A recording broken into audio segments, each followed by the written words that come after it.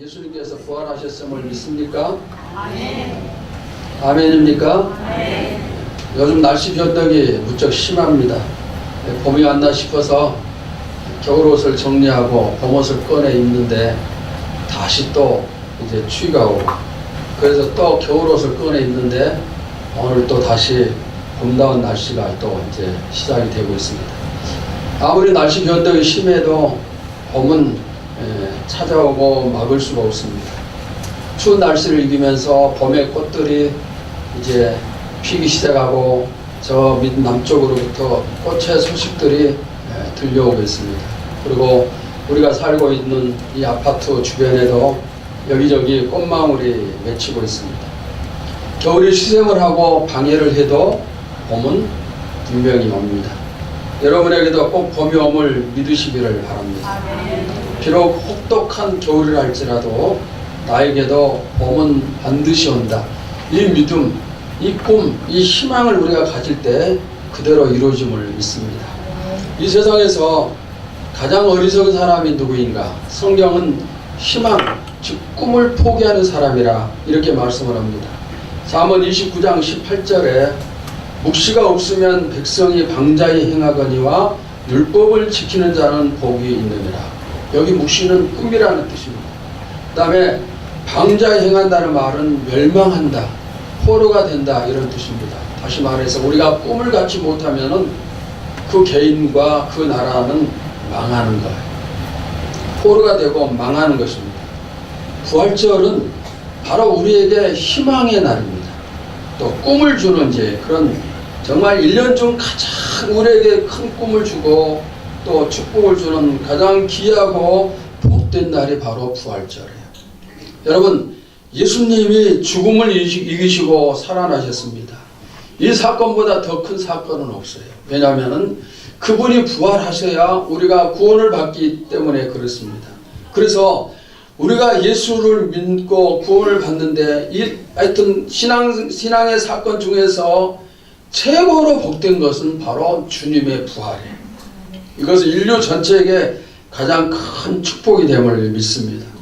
여러분들이 고난에 처할 때마다 3일만 기다리자, 이렇게 늘 속삭이시기 바랍니다. 왜 3일만 기다려야 되나? 3일 뒤에는 주님이 부활하셨어요. 십자가를 지시고 사흘 동안 무덤에 계시다가 주님이 다시 부활하셨습니다. 그리고 이 부활하신 주님을 만난 사람마다 전부 다 회복의 축복을 누렸다는 것입니다. 사랑하는 여러분, 오늘 힘들고 어렵습니까? 또 내 삶이 늘 고통스럽고 눈물이 계속됩니까? 그러나 그 눈물은 3일만 계속돼요. 영원히 계속되는 게 아니고 짧은 기간 동안만 계속되는 거예요. 주님이 사흘 동안 어둠에 계셨지만은 그 어둠을 깨치시고 광명의 빛으로 나타나셨어요. 이 사흘이 지났기 때문에 주님이 살아나신 것처럼 우리도 마찬가지로 우리의 고난의 사흘이 지나면은 모든 것이 물러가고 또 우리를 괴롭히지 못하고 눈물과 슬픔이 멈춤을 믿습니다. 또 영원한 승리를 우리가 맛보게 됨을 믿습니다. 오늘 새벽이 바로 그날이었어요. 이 새벽이 바로 어둠이 끝나는 날이었습니다. 무덤이 열리고 주님이 다시 살아나셨습니다. 주님이 부활하시자 그 순간 온 세상이 회복되기 시작을 했어요. 저는 부활절을 맞이하면서 부활의 참된 뜻은 회복이다, 이 말씀을 해마다 부활절 때마다 이 내용을 말씀을 드렸습니다. 부활은 회복입니다. 부활하신 주님을 만나는 사람마다 전부 다 회복이 됩니다. 지금 여러분도 부활하신 그분을 만나셨기 때문에 회복이 되어서 이 자리에 앉아 예배를 드리는 거예요. 주님을 만나고 회복되지 않는 사람은 없어요. 잘난 사람, 못난 사람, 가난한 사람, 부유한 자, 또 어린이, 노인, 한국 사람, 미국 사람, 내가 사랑하는 사람, 내가 미워하는 사람, 누구든지 예수님을 만난 자는 다 회복이 되었습니다. 오늘 부활절을 맞이해서 여러분이 다시 한번 주님을 만나기를 소원합니다. 주님을 만나서 회복될 부분들이 하나도 빠짐없이 온전히 회복되시기를 주의 이름으로 축원합니다. 자, 그러면은 부활하신 주님을 제자들이 만났습니다. 그리고 이들이 어떻게 회복이 되어졌는가? 어떻게 또 변화가 되어졌는가, 그 부분을 몇 가지 살피면서 우리도 같은 변화를 이루기를 소원합니다. 첫째는 부활하신 주님이 먼저 찾아오셨어요. 예수님이 십자가에 못 박혀 돌아가신 다음 제자들은 전부 다 흩어졌습니다. 베드로를 비롯한 제자들은 갈릴리 호수에 다시 갔습니다. 그리고 거기에서 그물질을 하는 겁니다. 예수님을 만나기 이전의 상태로 되돌아갔어요. 이제 이들은 앞으로 계속해서 그 갈릴리에서 그물질을 하면서 살아가야 됩니다. 3년 동안 따르던 스승이 세상을 떠났습니다. 그것도 가장 비참하고 저절하면서 저주스러운 십자가에서 죽었습니다. 이제는 누구를 따를 사람도 없고 또 자신들을 이끌어줄 사람도 없습니다. 구심점을 잃어버렸고 할 일을 전부 다 잃어버렸습니다. 그래서 할 수 없어서 할 것도 없고 따를 사람도 없고, 그러니까 다시 옛날로 되돌아가서 갈릴리 호수에서 그물을 내리는 겁니다. 그런데 요한복음 21장을 보시면은 이때 부활하신 예수님께서 그물질하는 그들을 먼저 찾아가셨어요. 주님이 뭐라고 말씀하십니까? 너희들이 나를 부인하고 나에게 큰 죄를 지었으니까 먼저 나를 찾아와서 나에게 회개해라. 그러면 내가 너희를 용서하고 너희를 축복하겠다. 이렇게 말씀하시지 않고 그냥 먼저 찾아가셨습니다. 이것이 바로 뭔가 주님의 사랑이에요. 우리가 아무리 주님과 관계가 흩어지고 주님 앞에서 정말 엄청난 죄를 범한다 할지라도 먼저 나를 찾아오셔서 용서의 손길을 내미시는 주님의 사랑. 오늘 이 시간도 여러분들이 그 주님의 용서의 손길, 그 손을 붙잡으시기 바랍니다. 자, 지금 여러분 옆에 주님의 손길을 내민다 생각하시고 오른손으로 그 손을 한번 붙잡아 보세요. 자, 잡아보세요. 잡았습니까? 지금 여러분이 주님의 손길을 붙잡고 있음을 믿습니다. 지금 나에게 주님이 찾아오신 겁니다. 나에게 찾아오셔서 손길을 내미시는 정말 좋으신 하나님. 우리 중에 단 한 사람도 내가 먼저 주님께 찾아가서 주님 내 손 잡아 주십시오 이렇게 손 내미는 사람 한 사람도 없습니다. 한 사람도 없습니다. 내가 세상에서 방황할 때 온갖 죄를 저지르고 내 마음대로 고집하면서 죄를 저질 때 그때 주님이 나에게 찾아오십니다. 방황하는 나에게 찾아오셔서 나에게 손을 내밀어 주시고, 내가 멸망의 길을 향해서 치닫고 때 내 앞을 가로막으시고 나를 수동시켜 주신 분이 바로 주님이십니다. 그리고 우리의 문을 두드렸을 때 우리가 문을 열었고, 그래서 주님이 우리 안에 들어오셔 우리는 주님 영접을 하고 영원의 축복을 누리고 있습니다. 오늘 이 시간에도 부활하신 주님이 다시 한번 여러분에게 찾아오셔서 주님께서 마음문을 두드리고 계심을 믿습니다. 여러분이 그 소리를 들으시고 문을 여시기를 바랍니다. 찾아오시는 주님을 만나세요. 내가 힘들고 어려울 때 주님은 찾아오십니다. 내가 병들었을 때 주님은 찾아오시고, 내가 고통당할 때 주님이 찾아오시고, 내가 핍박을 당할 때 주님이 찾아오십니다. 찾아오신 그분에게 내가 마음의 문을 열고 영접을 하면 돼. 그 다음에 우리가 주님을 이렇게 영접했으면 또 그 이후에 해야 될 일이 있죠. 무엇입니까? 주님이 나를 찾아오신 것처럼 나도 다른 사람에게 찾아갑니다. 그들에게 찾아가서 그들에게 부활하신 주님을 소개하고 그렇게 해야 됩니다. 여러분, 예수 믿다가 떠난 사람들이 많이 있어요. 제자들이 떠난 것처럼 우리에게도 그런 사람들이 많이 있는데, 그런데 떠난 사람들은 절대로 스스로 돌아오지를 못해요. 스스로 깨닫고 돌아온 사람은 아무도 없습니다. 그들이 무슨 죄를 지었든 무슨 잘못을 했든 하여튼 돌아오지 않아요. 그러면 어떻게 됩니까? 그들을 찾아가야 돼요. 찾아가서 그들을 끌어들일 때 그때 그들이 마지 못한 척 하면서 마음을 열고 다시 돌아오는 사람들이 많이 생길 수가 있어요. 여러분, 떠난 사람은 혼자서는 오지 못합니다. 지금 가나안 교인들, 이것은 무슨 뜻입니까? 가나안을 거꾸로 하면 안 나가, 교회를 안 나가는 성도들, 믿다가 교회를 떠나고 돌아오지 않는 사람, 이 가나안 교인들이 100만 명이 훨씬 넘는다고 그렇게 얘기를 합니다. 그런데 이렇게 많은 사람들이 주님 곁을 떠났지만은 그 가운데 단 한 사람이라도 마음이 편한 사람이 있겠어요? 마음이 편한 사람이 어디 있겠습니까? 없어요. 한 사람도 없습니다. 100이면 100 전부 다 내가 왜 주님을 떠났는가 그런 후회하는 마음으로 늘 가슴을 치면서 사는 거죠. 그때 어떻게 해야 됩니까? 누군가가 찾아가서 데려올 때 그들이 주 앞에 다시 돌아오는 것입니다. 여러분들이 주님 찾아오신 것처럼 이제는 여러분이 찾아가는 그런 성도가 되시기를 바랍니다. 그 다음에 두 번째는 주님이 왜 찾아오셨는가? 그것은 무엇입니까? 아까 말씀드렸어요. 회복이에요. 회복.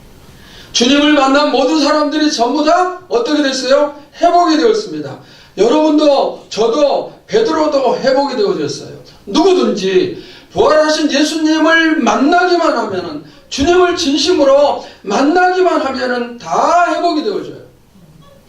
주님을 모르는 사람들은 구원의 회복, 구원의 축복을 받고, 믿다가 주저앉은 사람들은 다시 일어서는 그 회복의 축복을 얻습니다. 심지어 가난이 부유함으로 바뀌고 질병이 건강으로, 불통이 형통으로 바뀔 수도 있어요.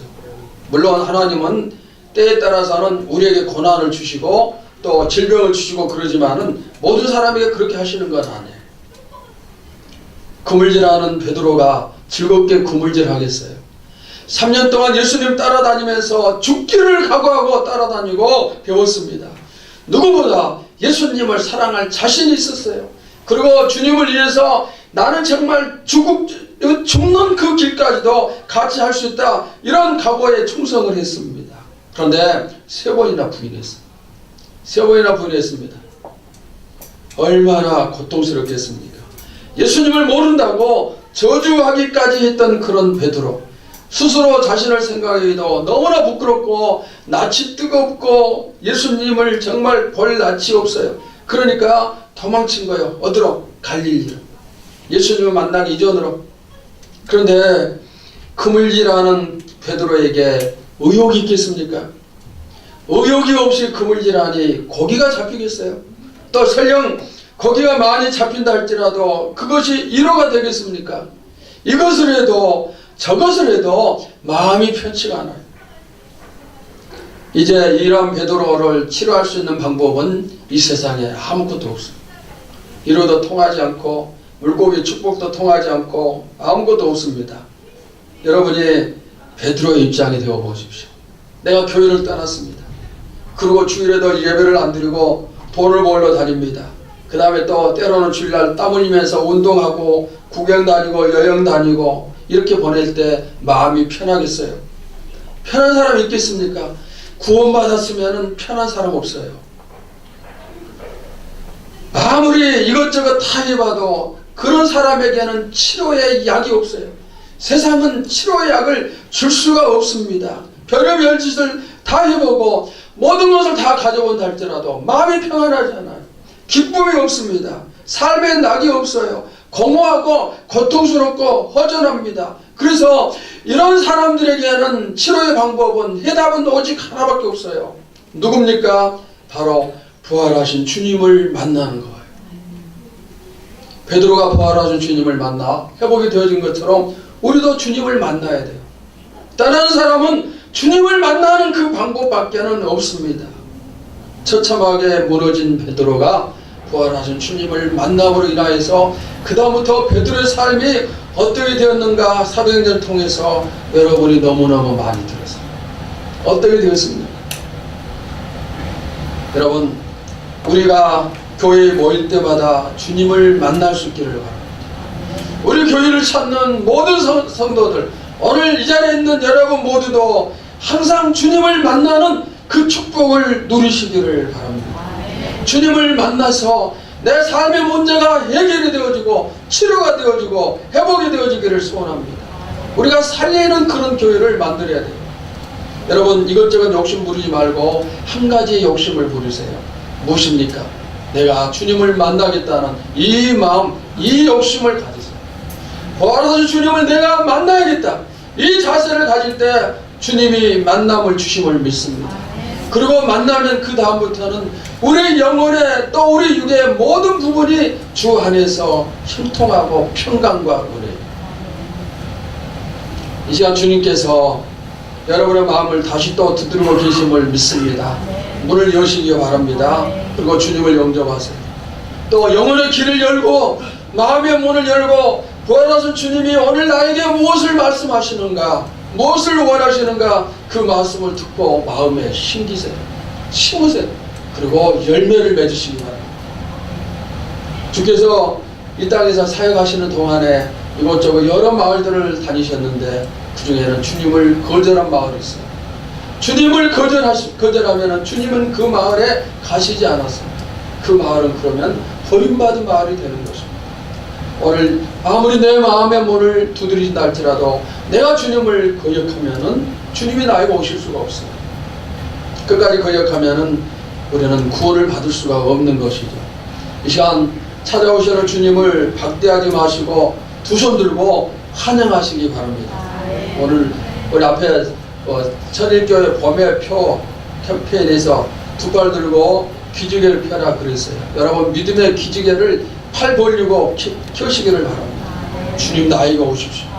주님 내 마음의 문을 여니 내 마음에 오시고 나를 다스리고 나를 지배하시고 내가 다시 꽃이 피고 열매를 맺어서 많은 영광을 돌리게 하옵소서. 우리가 이렇게 고백하며 주님을 환영할 때 주님이 정말 기쁜 마음으로 우리가 오시고 우리에게 또 역사하심을 믿습니다. 주님을 박대합니다. 찾아오신 주님, 이것보다 나에게 더 큰 축복은 없죠. 내 삶을 주관하시는 주님이 나에게 찾아오시면 그분을 내가 영접하면 그 다음에 내 삶은 주님이 주관하시는 것.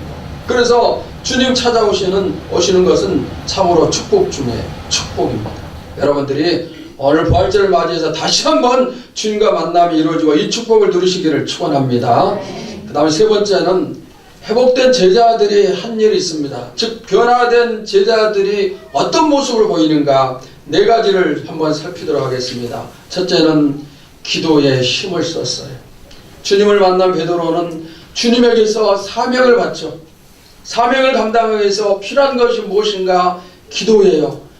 우리가 정말 아무리 좋은 사명을 받고 아무리 정말 좋은 그런 은사를 받고 또 좋은 직분을 받았다 할지라도 기도 없이는 소용이 없어요. 베드로는 지금 이것을 너무너무 철저하게 깨달은 사람이에요. 어떻게 깨달았습니까? 주님은 겟세마네 동산에서 피땀 흘려 기도하시고 그 기도 때문에 십자가의 사명을 이루셨습니다. 사명을 완성하셨어요. 베드로는 그 시간에 육신이 피곤해서 잠을 자고 기도하지 않았어요. 그리고 그 뒤에 베드로는 주님을 부인했어요. 그는 깨달은 겁니다. 내가 주님을 부인하고 내가 사명을 감당하지 못하는 그 이유는 바로 기도하지 못한 거예요. 여러분 베드로가 기도하지 못한 이유가 당연해요. 왜? 마음으로는 하고 싶었지만은 육신이 피곤했어요. 우리 가운데 마음은 원하지만은 육신이 피곤해요. 그래서 기도하지 못하고 주일 성수하지 못하고 이런 사람들 많죠. 마음은 원해요. 누가 기도하기 싫어하고 누가 하나님께 예배하기를 싫어합니까? 그러나 환경이 말을 듣지 못해요. 들어줄 수가 없어요. 너무 피곤하고 힘들고 시간이 없고 잠을 자야 되고. 근데 베드로도 똑같았지만 그러나 그것 때문에 베드로는 시험에 들렸어요. 실패했어요. 그래서 베드로가 이제 내가 실패하지 않는 길은 뭐예요? 깨어서 기도하는 것이다. 이 사실을 안 것입니다. 그래서 초대교회 성도들은 모여서 늘 기도하기에 힘을 썼습니다. 여러분도 이 사실을 정말 제대로 깨닫기를 바랍니다. 예수님조차도 기도하시지 않았다면 십자가 치실 수가 없었어요. 그래서 피땀 흘려 그 사명 감당하기 위해서 간절하게 3번이나 기도를 했어요. 우리 마찬가지예요. 내가 겨우 기도하지 못할 때 사명 감당할 수 없어요. 기도하지 않는 목사 목회할 수가 없어요. 다 실패할 수밖에 없습니다. 여러분이 부활하신 주님을 만났다면 뭘 해야 되나요? 열심히 기도하세요. 내가 부활한 주님을 만났기 때문에 그 증거로서 기도가 뒷받침이 되어져야 되죠. 우리 교회가 받은 사명, 이루어야 될 3가지 비전 너무너무 아름답고 정말 큰 사명이죠. 그러나 이것도 기도가 없으면 이룰 수가 없어요. 소용이 없습니다. 기도 없는 교회는 실패해요. 그럼 누가 기도해야 됩니까? 당연히 교회를 이끌어가는 지도자들이 먼저 기도해야 되죠. 제가 기도하지 않으면 우리 교회는 실패해요. 그리고 우리 장로님들이 기도하지 않으면 교회 실패해요. 권사님들이 기도하지 않으면 교회에 실패합니다. 기도하는 당에는 교회를 살리고 기도하지 않는 당에는 교회를 실패로 만드는 그런 것이 되는 거예요. 우리 권사님들도 기도 열심히 해야 돼요. 그냥 당신 권사 직분만 주고 권사님 그렇게 불림 받도록 그렇게 명칭만 준 게 아니에요. 죽도록 끼워서 기도하라는 거예요. 오늘 부활절을 맞이하면서 여러분들이 다시 기도를 회복하시기를 바랍니다. 저도 마찬가지고 여러분도 열심히 기도할 때 다시 하나님이 놀라운 회복의 축복 주심을 믿습니다. 제가 언젠가 얼마 되지 않아요. 문산에 거하는 어떤 권사님 한 분을 만났어요. 뭐 한 달, 두 달, 그렇게 되는 가운데 그분은 자기 교회에서 특별 새벽기도 하면은 40일 동안 새벽기도 다니고 그러는데 새벽 2시에 일어나요. 새벽 2시. 새벽 2시에 문산에서 서초동까지 특별 새벽기도를 하러 가세요. 여러분 새벽기도로 유명한 명일동에 명성교회 있죠. 거기는 특별 새벽기도 하면은 어린이 주일학생 아이들이 목사님이 설교하는 강단에 가득 차는 거예요. 특별 새벽기도를 합니다. 우리 교회도 지난주 특별 새벽기도 했어요. 그리고 대표로 장로님, 권사님들이 대표로 참석하는 거예요. 그러나 대표가 아니죠. 전부 다 같이 해야 되죠. 오늘 제가 이렇게 말씀드린 것은 여러분들이 꼭 기도를 회복하기를 소원하는 그런 마음이에요. 그 다음 두 번째, 모이기에 힘을 썼습니다. 교회의 뜻이 무엇입니까? 하나님을 믿는 사람들의 모임이 바로 교회입니다.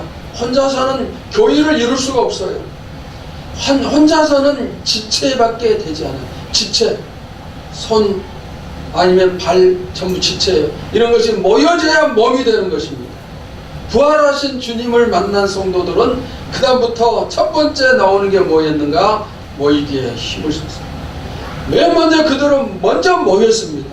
왜? 모이지 않으면 교회가 안 되기 때문입니다. 여러분 교회는 모여야 교회가 되는 거예요. 훈련을 받더라도 모여야 훈련을 받고 기도를 하더라도 모여야 기도를 하고 전도를 하더라도 모여야 전도를 하는 거예요. 먼저 가장 우선순위로 모여야 돼요. 거기서부터 다른 일들이 시작이 되어지는 것이죠. 주님은 베드로에게 양을 치라, 양을 먹이라 말씀하셨어요. 여기 양이 누굽니까? 교회를 얘기하는 겁니다. 성도들의 모임을 얘기하는 것입니다. 여러분 모여야 교회가 됩니다. 든든한 교회, 힘 있는 교회가 되길 원하면은 한 사람 한 사람이 모이기에 힘을 써야 돼요. 초대교회 성도들은 부활하신 주님을 만난 다음부터 스스로 모였습니다. 교회에 모여서 어떻게 했습니까? 기도하고 말씀 나누고 교제를 하고 그 다음에 그 모임이 끝나면은 다시 흩어져서 복음을 전했어요. 이것이 부활하신 주님을 만난 성도들의 모임이에요. 성도들의 모습이에요. 여러분 우리 교회도 여러 모임이 있죠. 잘들 모이도록 합시다. 우리 교회가 좋은 교회, 힘 있는 교회가 되려면 모여야 돼요. 공예배 여러분들이 최소한 잘 드릴 수 있기를 바랍니다. 또 교회에서 공식적으로 갖는 기도 모임 그 정도는 우리가 해야 되죠. 매일 모일 수 없고 매일 새벽기도 할 수 없지만은 그러나 한 달에 한 번씩 하는 월삭 새벽기도에도 못하면 안 되죠. 그리고 한 달에 한 번 하는 우리 평화기도에도 못하면 안 돼요. 그 정도는 해줘야 되죠. 남들은 평생을 새벽을 쌓고 평생 모든 모임에 참석해서 기도하고 그러는데 그렇게 못할지언정 정해진 날짜라도 우리가 지킬 수 있어야 돼요. 그리고 그 일을 먼저 중직자들이 앞장서서 해야 돼요. 안 그러면 못하겠으면 그냥 나 못하겠다 직분 내놓겠습니다. 그렇게 하세요. 그래서 정말 먼저 앞장서고 함께하고 그래야 교회가 힘있고 또 기도 모임도 성장하고 하나님께 쓰임받고 그렇게 할 수가 있죠. 부활의 주님을 만나니까 제가 이렇게 강조하지 않아도 그들은 진짜 저절로 모이게 힘을 썼어요. 모여라 그게 아니고 스스로 모였습니다. 예배가 있는 날이든 없는 날이든 특별한 모임이 있든 없든 그들은 교회를 찾는 거죠.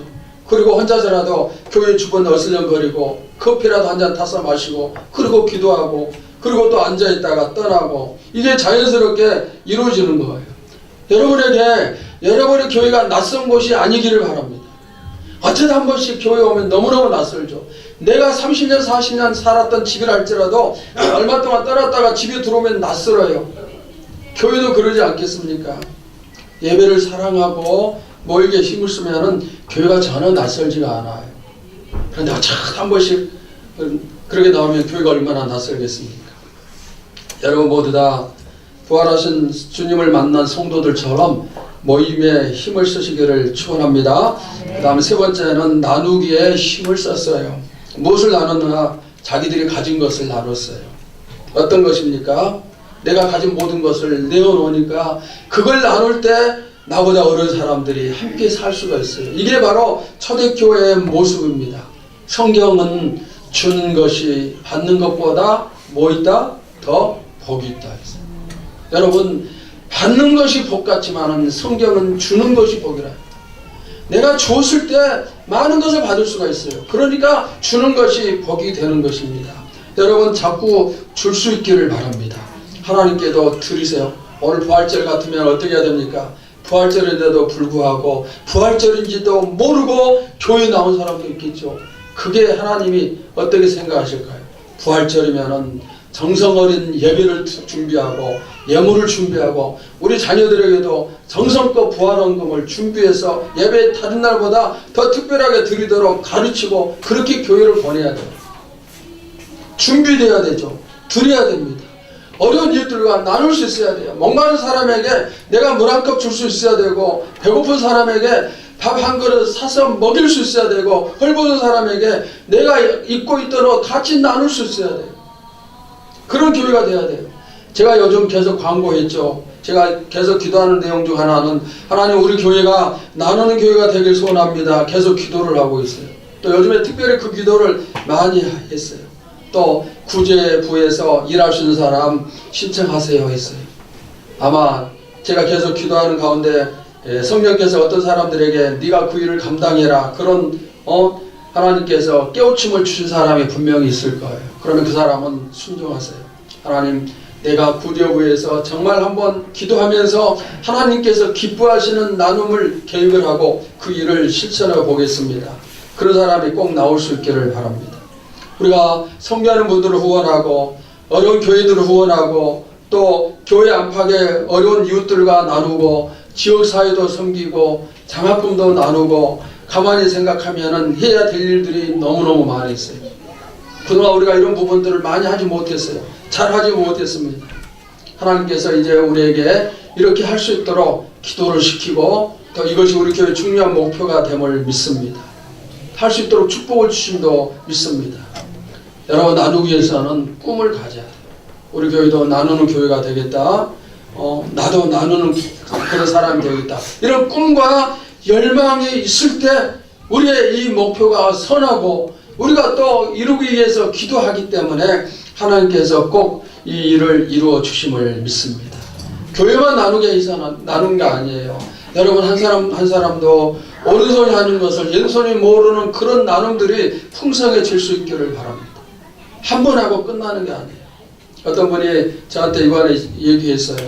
제가 그 어려운 사람들 찾아다니면서 뭐 도시락도 배달하고 뭐도 하고 뭐 그렇게 해보겠습니다. 그래서 제가 그렇게 했어요. 혼자서 하려고 하지 말고 기도해서 한 번 시작하면은 도중에 멈추지 않게끔 끝까지 할 수 있도록 기도하라고 그렇게 얘기를 했어요. 같이 해야 돼요. 기도하면서 해야 돼요. 앞으로 여러분들이 이 나눔에 있어서 더욱더 많은 것을 나눌 수 있기를 바랍니다. 왜? 부활하신 주님이 나에게 모든 걸 다 주셨어요. 그분을 만났기 때문에 우리도 나눠야 돼요. 그 다음에 네 번째, 전하기에 힘을 썼습니다. 왜 전하기에 힘을 쓰는가? 부활하신 주님을 혼자만 간직하기에는 너무너무나 엄청난 사건입니다. 너무너무나 어마어마한 축복의 사건인데 그걸 어떻게 혼자만 간직합니까? 여러분들이 자랑하는 거 보면은 상당히 시시한 것들이 많아요. 얘들이 학교에서 공부 잘해서 우등상 받으면 자랑하죠. 그 다음에 뭐 승진하면 자랑하죠. 차를 사면 자랑하고 집을 사면 자랑하고 심지어 밖에 나가서 맛있는 음식 한번 먹는 것도 자랑하는 거예요. 옷 한 벌 산 것도 자랑하고 싶어서 난리죠. 여러분 예수 그리스도가 십자가에 못 박혀 죽으셨다가 살아나셨어요. 그 주님 때문에 내가 영원의 축복, 영생의 축복을 드렸습니다. 이 세상에서 이것보다 더 큰 축복은 없고 우리가 받는 모든 축복은 전부 다 그 밑에 축복. 그렇다면 부활하신 주님을 우리가 전해야 되지 않겠어요? 열심히 선포해야 되지 않겠습니까? 교회에서 자꾸 전도하라 얘기하는데 이 말이 여러분들에게 부담이 되지 않기를 바랍니다. 부활하신 주님을 만났을 때 그래 내가 당연히 전도해야 되지, 당연히 앞장서서 복음을 전해야 되지, 이런 마음을 가져야 되죠. 그런 마음을 가지게끔 되어 있어요. 부활하신 주님을 제대로 만나면 우리 여성계에서도 그냥 계획만 세우지 말고 이제 직접 일주일에 한 번, 두 번씩 날짜를 정해서 나갈 수 있기를 바라고, 우리 남성교회도 한 달에 한 번 정도라도 주일날 나가서 얼마든지 전도할 수 있는 기회가 있어요. 안 하니까 못하는 거죠. 앞으로는 전도에 좀 더 힘을 쓰시기를 바랍니다. 예수님이 부활하셨고 나를 찾아오셨어요. 그리고 나에게 구원을 주셨습니다. 그 다음에 우리에게 명령하셨어요. 땅 끝까지 이르러 내 증인이 되어. 여러분이 주님의 길잡이가 되시기를 바랍니다. 주님을 전파하고 생명을 살리는 그런 성도들이 되시기를 바랍니다. 부활하신 주님은 세상 만민에게 자랑해야 될 그런 분이에요. 이것보다 더 큰 자랑 어디서도 찾을 수가 없습니다. 오늘 예배 후에도 준비된 계란 가지고 가서 집에서 며칠 놔두면서 먹고 치우지 마시고 밖에 나가서 기관별로 나가서 행동할 때 전도에 힘을 쓰시기를 바랍니다. 말씀을 마치면서 부활하신 주님을 만나 놀라운 축복을 누린 한 성도를 소개하면서 마치겠습니다. 이분은 필리핀에서 선교 사역을 하고 있는 신미숙 선교사의 얘기입니다. 이 신미숙 씨는 예수님을 전혀 모르던 사람이었습니다. 그럼에도 그녀의 마음에는 언제나 예수님을 향한 믿음이 자리하고 있었습니다. 내가 지금은 교회 나가지 않지만은 언젠가는 나가야겠다. 어느 날 버스 안에서 기독교 이단 종파라 불리는 사람들을 무려 7명이나 만났는데 이 7명이 신미숙 씨를 둘러싸고 막 그들의 복음을 전하는 겁니다. 그때 이분이 차에서 내리면서 당신들이 믿는 것은 전부 다 가짜다. 나는 진짜 하나님을 믿을 거다. 이렇게 용기 있게 얘기를 하고 소리를 쳤습니다. 그리고 차에서 내리는데 그들 중에 한 명이 이 신미숙 씨에게 침을 뱉었어요. 머리에. 얼굴에 막 침을 맞았습니다. 근데 그 당시에 이분의 아버지는 사업을 실패했어요. 그 다음에 남동생이 갑작스럽게 죽음을 맞이해서 마음이 너무너무 아프고 고통스러운데 거기다 이단 사람들이 머리에 침까지 뱉고 그러니까 너무너무 슬픈 거예요. 그리고 비참하다는 생각이 들고 그래서 골목에 들어가서 얼마나 막 눈물 흘리면서 울었는지 모릅니다. 퉁퉁 부은 눈으로 쓰러질 듯 하여튼 그 정도까지 웃는데 그때 교회의 십자가가 보였어요. 그래서 한참 울다가 그 십자가를 보고 교회로 들어갔습니다. 하나님, 내 삶이 왜 이렇게 힘든 것입니까? 예수님이 살아 계신다면 나를 이루어 주십시오. 이렇게 그냥 하소연을 하는데 그 순간 뜨거운 뭔가가 이 신미숙 씨의 머리에서부터 발끝까지 휘감고 가는 것을 느꼈어요. 무엇인가 말을 할 수는 없고 표현할 수 없지만 하여튼 머리에서 발끝까지 휘감고 가는데 그로 인해서 갑자기 거짓말처럼 평안함이 찾아왔어요. 고통이 물러가고 기쁨과 즐거움이 차고 넘치고 그래서 흥얼흥얼 이제 콧노래까지 나왔어요. 보이지 않지만은 보이는 것보다 더 가까이 계신 그분의 따뜻함을 거기서 느낄 수가 있었어요. 그런데 그 교회에서 나와서 그 다음부터 열심히 신앙생활을 해야 되지만은 그러나 다시 가지 않았어요. 예수님을 예면했어요. 그 다음에 시간이 흘러서 한 남자의 아내가 되고 첫 아이를 낳았어요. 그런데 이 아이가 정상이 아니에요.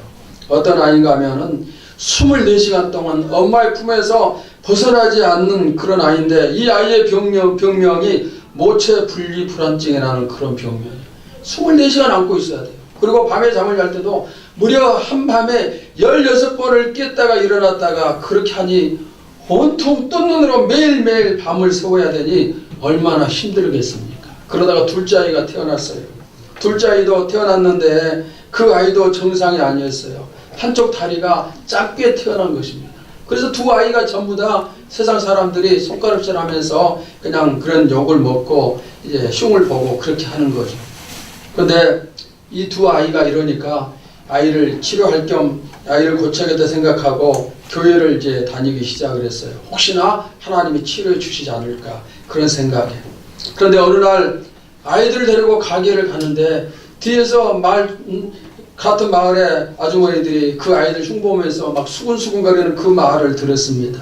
그 말을 듣자 견딜 수가 없었어요. 그래서 내가 이런 세상 살아서 뭐하냐 생각하고 아이를 데리고 16층 아파트 베란다로 올라가서 뛰어내리려고 생각했어요.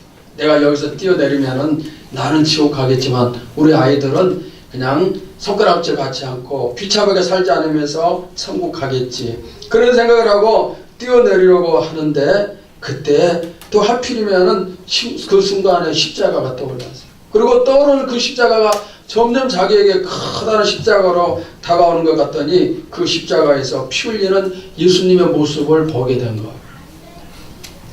그러면서 깨달은 거죠. 겨우 두 아이가 당할 고통 때문에 내가 죽으려고 했구나. 예수님 그분이 당하신 고통에 비하면은 지금의 내 고통과 장차 우리 아이들이 당할 고통은 정말 얼마나 적은 것인가. 나를 살리기 위해서 그분이 당하신 고통에 비하면은 나의 이 작은 고통쯤은 아무것도 아니다. 그런 생각이 들면서 내려왔어요. 그러고 나서 너무나도 감사해서 한참 울면서 이제 자세가 바뀌기 시작을 했는데 두 아이가 구원받았으니까 병이 치료되지 않아도 상관없습니다. 제가 평생 두 아이를 얻고 다녀도 관계없습니다. 나는 열심히 교회 다니겠습니다. 하나님만 나와 함께 하시면은 나는 아무것도 필요 없습니다. 이렇게 다짐을 했어요. 그동안 어른들이 수군거리는 것 때문에 애들 데리고 밖에 나가는 게 싫어서 집안에만 숨어서 살았던 사람입니다. 그러나 이제는 아이들 때문에 예수님을 만났기 때문에 자랑스럽게 이 아이들을 데리고 밖에 나가는 거예요. 아이들이 정말 보석처럼 그렇게 사랑하고 보석처럼 귀하게 여기게 됐어요. 얼마나 기뻤는지 모릅니다. 그런데 바로 이 일이 있던 그날 밤에 하루에 16번이나 자다 깨다 일어나던 그 아이가 한 번도 깨지 않고 아침까지 푹 잠을 자요. 기적 같은 사건이 일어났어요. 그런데 거기서 기적이 끝난 게 아니에요. 그 뒤에 일주일 뒤에 두 번째 기적이 일어났는데 미국에서 오신 목사님이 붕해를 인도하는데 붕해 도중에 이 중에 걷지 못하고 한쪽 다리가 짧은 아이가 있습니다. 있으면 나오시기 바랍니다. 그래서 이 신미숙 씨가 자기 아들을 얘기하는 줄 알고 아이를 데리고 나갔어요. 그리고 기도를 받았습니다. 목사님의 손을 올려 기도하면서 나사렛 예수 그리스도 이름으로 명하노니 일어나 걸으라. 여러분 눈을 떴어요. 한쪽에 비해서 작고 가늘었던 다리가 정상적인 다리가 돼서 살이 통통하게 쪄있고 또 짧았던 발이 길이가 똑같이 돼서 정상적인 그런 다리가 됩니다. 사람들 앞에서 부끄러워했던 아이가 기적과 기쁨이 되는 순간이었습니다. 이 신미숙 씨는 자기가 구원받은 것으로 만족했지만은 예수님을 부르는 것으로 만족했지만은 이제는 이렇게 축복까지 받아서 바로 하나님이 사랑의 증거를 마음껏 체험할 수가 있었어요. 부활의 주님을 만난 그 여인이 지금은 예지에 나가서 선교사로 충성을 하고 있어요. 사랑하는 성도 여러분, 무덤에 묻히셨던 예수님은 살아나셨어요. 부활하셨습니다. 그리고 지금 우리와 함께하고 계십니다. 그 부활하신 주님을 여러분도 직접적으로 만나 체험하시기를 바랍니다. 그럴 때 내가 가지고 있는 모든 문제들, 지금 수많은 사건들, 무거운 짐들, 모든 것들이 다 회복이 되어짐을 믿습니다. 어떤 문제든 어떤 어려움이든 어떤 사건이든 그분을 만나면은 회복이 되어져요. 부활절의 뜻은, 부활절의 의미는 바로 여기 이 회복이 있습니다. 오늘 여러분들이 이 예배를 마치고 성전문을 나서기 전에 부활한 주님을 다시 한번 만나서 모든 문제가 해결되고 기쁨이 충만하고 감사가 넘치는 그런 축복의 시간 되시기를 주님의 이름으로 축원합니다.